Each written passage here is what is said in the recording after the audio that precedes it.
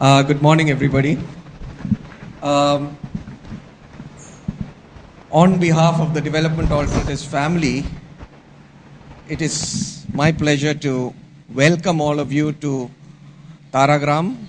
Some of you are here for the first time, and also to this workshop.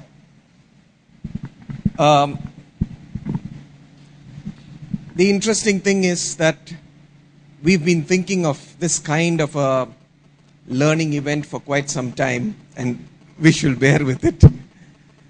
Because we said,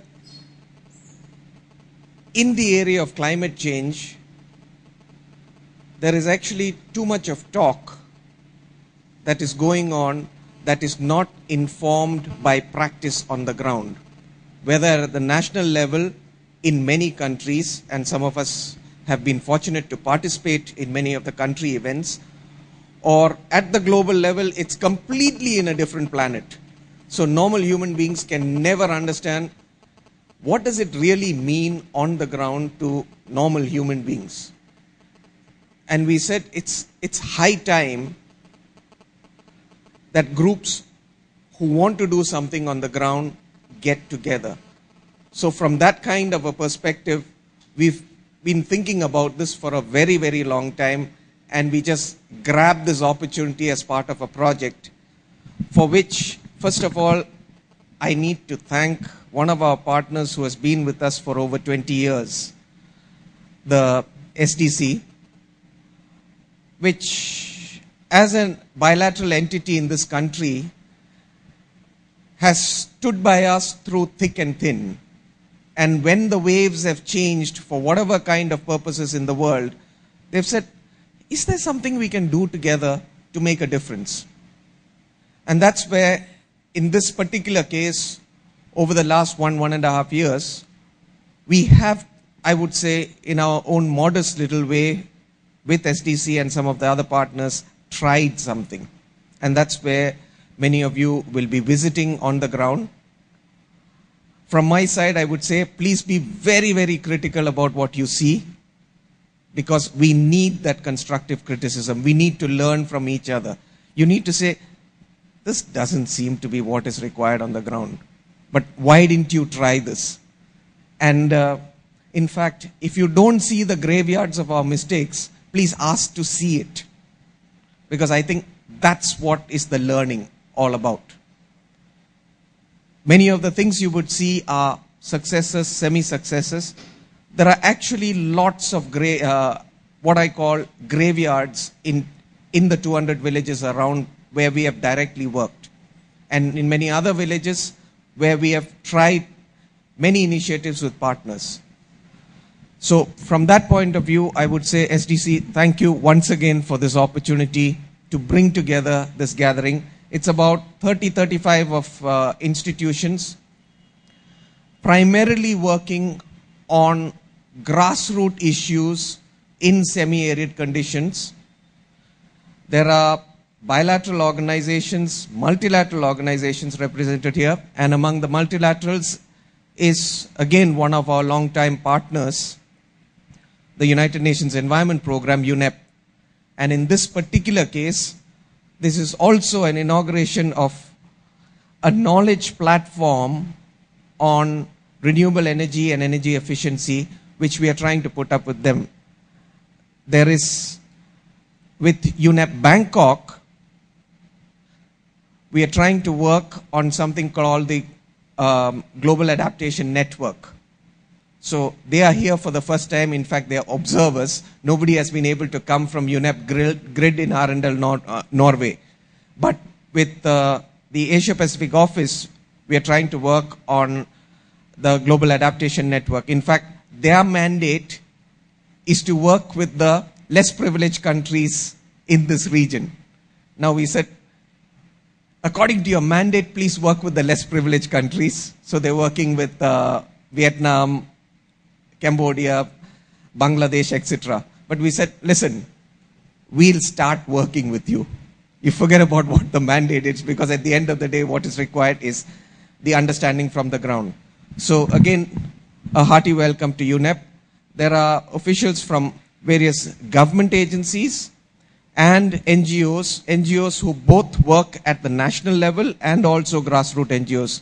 And so we've managed with the correct kind of workshop size of about 30-35 to get a stratified samples of different stakeholder groups so that the interaction can give us an understanding of what does it take for us to bring practice to policy at different levels.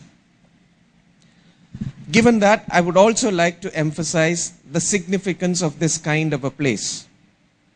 Approximately a third of this country and many parts of the world is semi-arid regions.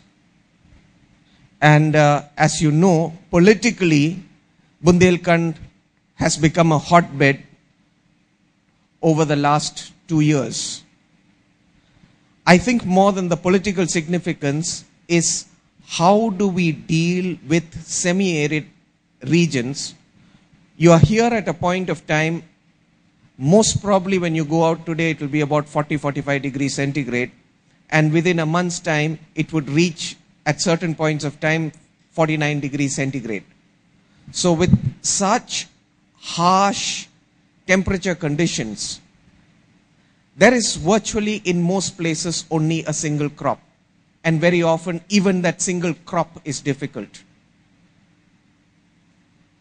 I don't know where my colleagues are taking you. I happened to be here last week. I was actually very happy to see that some of the community groups that we are working with are taking the third Zaid crop. Now, how is it possible to get the third Zaid crop? If we have done it with a small number of community groups, what does it take for us to scale it up over the whole stream of, at least in Bundelkhand, 13 districts? That's the kind of challenge we are facing. If I go more specifically into the substance, the kind of areas that we are trying to look at, you need energy if you need to do any kind of initiatives on the ground. What are the kind of options available for renewable energy? We've tried a couple, biomass, biogas, so the whole bio arena, couple of experiments. Please see it again and please be critical about it. Solar, we have tried. Now, if you are able to provide the energy, then how do you do more efficient irrigation? So the energy security to water security. And in the case of water security, the truth is in India especially, 80% of irrigation is flood irrigation, which means we are wasting 70 to 80% of the water. How do we do more efficient irrigation practices, which means how do we use less water to irrigate a larger area? When you use less water, you use less energy. So the energy-water nexus in the context of carbon and climate, leading ultimately with farming practices, better farming practices, and you will see some of the interesting farming practices that have been put on the ground in terms of how do you achieve food security. So for us, if I may put it in the most simplistic fashion, what we are trying to look at is energy, water, food security in the context of climate adaptation. Security for vulnerable communities. How do we achieve it?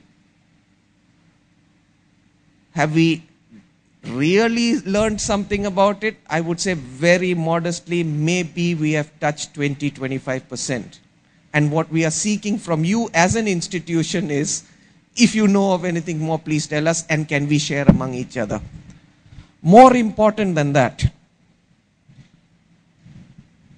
over the longer term, if there are some of us trying this kind of experiments in our own country in different kinds of agroclimatic contexts and socio-economic contexts, can we share these learnings with partners in different parts of South Asia? Can we share these learnings? And that's where the institutions of bilaterals and multilaterals become very, very important, because they help us take these learnings to other parts of the world. With that, I would stop. I hope you enjoy yourself. It is hard work in hot temperatures, but please enjoy yourselves. You would see that the whole place, this is the kind of appropriate technologies that we are propagating. Please see the kind of technologies that are there that are meaningful to communities that we work with. With that, once again, welcome and thank you.